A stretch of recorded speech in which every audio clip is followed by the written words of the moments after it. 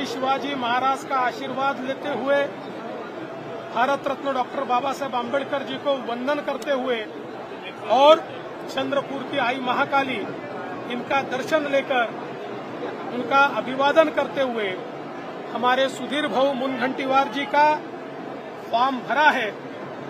ये आज आगाज हुआ है, अंजाम भी अच्छा होगा और हमारे पुराने सारे रेकॉर्ड महाराष्ट्र में हम तोडेंगे। रणधुमाळीची सुरुवात आज तुम्ही केलेली आहे भाऊ, काय म्हणाल तुम्ही?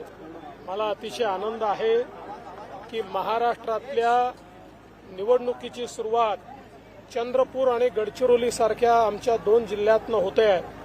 हे 2 जिल्हे भविष्यातले महाराष्ट्राचे ग्रोथ इंजिन आहेत आणि म्हणून इथनं होणारी सुरुवात ही निश्चित फलदायी राहणार आहे। दोन्ही जागी चंद्रपूरला सुधीरभाऊ मुनघंटीवार आणि गडचिरोलीला अशोकराव नेते हे प्रचंड मताने निवडून येणार आहेत।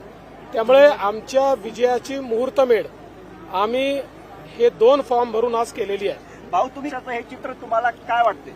मला असं वाटतं की ते सत्यच बोलले आहेत, ते स्पष्टपणे बोलले।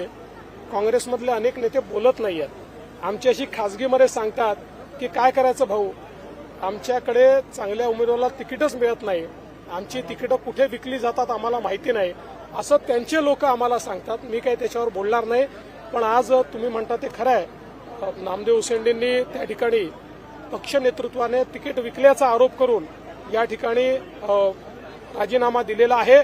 यातनं काँग्रेसमध्ये नेमकं काय चाललंय आपल्याला लक्षात येतं। महायुतीच्या सगळ्या उमेदवारांची घोषणा कधीपर्यंत होऊ शकते? हे लवकरच होईल, आमचं आता जवळपास काम झालेलं आहे। मला असं वाटतं की काही याद्या कदाचित मुख्यमंत्री महोदय आणि अजितदादा हे देखील कदाचित आज उद्यात घोषित करतील असा माझा अंदाज आहे, त्यामुळे लवकरच हे होईल।